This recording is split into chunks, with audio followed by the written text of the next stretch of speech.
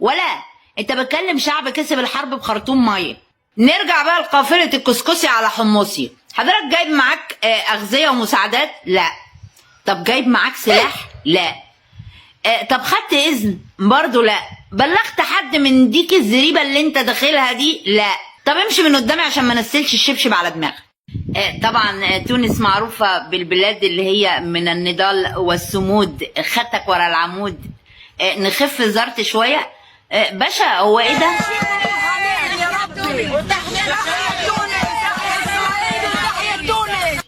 الولية بتقول لك تحيا تونس تحيا اسرائيل، الاتنين يا ولية جوه الاتوبيس كده.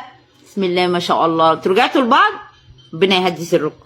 في كلمة في مصر كده عندنا اسمها يا الملطوط، ابحث عنها في جوجل. رجالة اسماعيلية امبارح عملوا عليكم حفلة ومفكرين ان شوية العيال اللي انتوا جايبينهم بالباسبورتات الامريكاني او الاوروبي هياكل ولا يشرب معانا.